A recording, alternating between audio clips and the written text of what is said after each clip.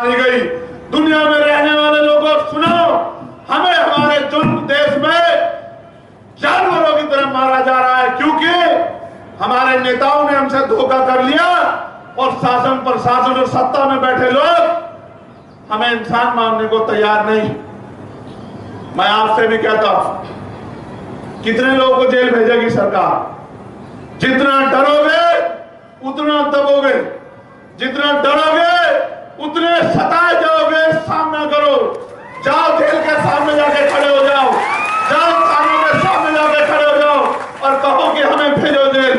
जब वो तुम्हारे भाइयों को जेल भेज रहे हैं तो तुम्हें भी जेल जाना चाहिए, घर में नहीं बैठना चाहिए। घर का एक बेटा अगर जेल चला गया तो दूसरे को तैयार होना चाहिए। आप सैनिक समझते हो, नहीं समझते हो? सीमा पर जब एक जवान शहीद होता है तो उस वीर जवान की मां ये नहीं कहती कि मेरा बेटा मर गया, वो कहती मेरा बेटा शहीद हुआ है, उसने देश के लिए बलिदान दिया है। मैं चाहूंगी मेरा दूसरा बेटा भी देश के लिए संघर्ष करे और बलिदान देने की नौबत आए। सतनामी समाज के लोगों, क्या हो गया तुम्हें? तुम वो लोग हो जिन्होंने दुनिया को रास्ता दिखाया है, तुम्हारी बहादुरी को क्या हो गया है? जाओ जेलों के सामने चले जाओ, जाओ थानों के सामने चले जाओ, हाथ बांध के जाओ कि करो हमें गिरफ्तार, भेजो जेल। जब आपके समाज को इस सरकार ने, इस प्रशासन ने, पुलिस ने विकलांग, कमजोर और निपटाने की तैयारी कर दी तो तुम अपनी बारी का इंतजार क्यों कर रहे हैं? वैसे भी तो मर ही रहे हैं। अगर मरे तो समाज के लिए लड़ते मरे, क्या बुरा? ये समाज वर्षों वर्षों तक याद रखेगा कि हमारे समाज में कोई बहादुर व्यक्ति पैदा हुआ था।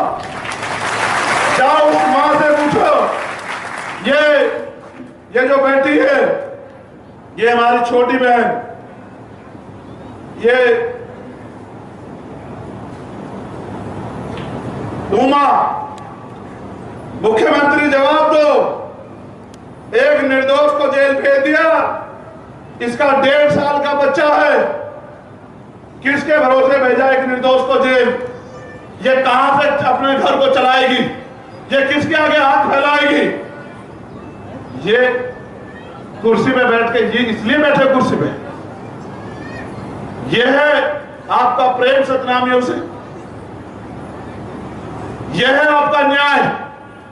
इसका घर कैसे चलेगा? इसके बच्चे के सामान, उसके खाने का सामान, उसके पहनने के कपड़े, उसके और जरूरी सामान कहां से आएंगे? बताओ मुख्यमंत्री। नहीं दे पाओगे तुम लोग जवाब, क्योंकि तुम पे जवाब है ही नहीं। क्यों? मैं जान गया हूं कि किसी और को बचाने के लिए, अपने मित्र को बचाने के लिए, अपने माफिया साथियों को बचाने के लिए तुमने गठजोड़ किया। अगर हो ईमानदार तो कराओ घटना की सीबीआई जांच।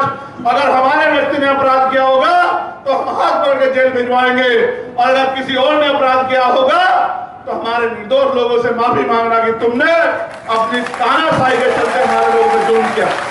अगर है हिम्मत, है न्याय करने की हिम्मत, तो कराओ सीबीआई जांच। हम लोग सीबीआई जांच के लिए तैयार हैं, और अगर नहीं कराते सीबीआई जांच तो हम ये मान लेंगे कि सत्ता और विपक्ष मिलके हमें उजाड़ने पे तुल गया। सत्ता और विपक्ष मिलके हमें और हमारे पंथ को जबरदस्त करने के लिए लग गया है, जो कि हो नहीं सकता। सतनामी थे, है और रहेंगे। आपने आयोग बनाया कि 3 महीने में जांच रिपोर्ट देंगे, तो बिना जांच रिपोर्ट आए क्यों भेज रहे हो जेल? क्यों निर्दोषों को बलि चढ़ा रहे हो? यह अन्याय, और अन्याय करने वाले से अन्याय सहने वाला दोषी होता है। ये बाबा साहब ने कहा है कि अन्याय करने वाले से अन्याय सहने वाला दोषी होता है। करो भी आर्मी के लोग पे जुल्म, जो बचे हुए हैं, जिनकी लिस्ट बनाई है तुम्हारे नेताओं ने दिए बना के, उनको जेल भेज दो। करेंगे तुमसे मुकाबला, और ऐसा मुकाबला करेंगे संख्या के आधार पे कि ये आंदोलन तुम्हें जीवन भर याद रहेगा। मेरी बात को भी याद रखना जब तक रहोगे।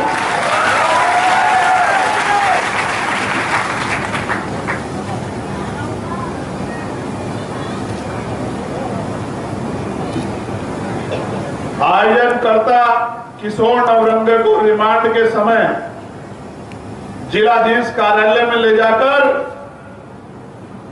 उग्र रूप में वीडियोग्राफ किया जा रहा था। पुलिस ने उन्हें थाना बड़ौदा बाजार रिमांड में रखा। जब रिमांड में रखा उस समय पुलिस द्वारा मारपीट में मानसिक प्रताड़ना में गाली गलौज, गुरु घासीदास बाबा जी का अपमान व सतनामी समाज का अपमान किया जा रहा था। यह स्वीकार नहीं होगा भाई। अगर आप गुरु घासीदास का अपमान करोगे तो यह स्वीकार नहीं होगा। उक्त घटना को पुलिस द्वारा जिला कार्यालय में शाम के समय आयोजनकर्ता किशोर नवरंगे को ले जाकर उग्र रूप में करके पत्थर फेंकवाना, ये सब का वीडियो ग्राफ लिया जा रहा था। इसका मतलब सब कुछ प्लान किया गया है, सब कुछ तैयार किया गया है। जानबूझ के षड्यंत्र करके सतनामी समाज को देश और दुनिया में बदनाम करने का एक षड्यंत्र किया गया है। इसलिए मैं पुनः मुख्यमंत्री जी से मांग करता हूं कि वो सीबीआई जांच कराए और दूध का दूध और पानी का पानी होने दे। जिसने अपराध किया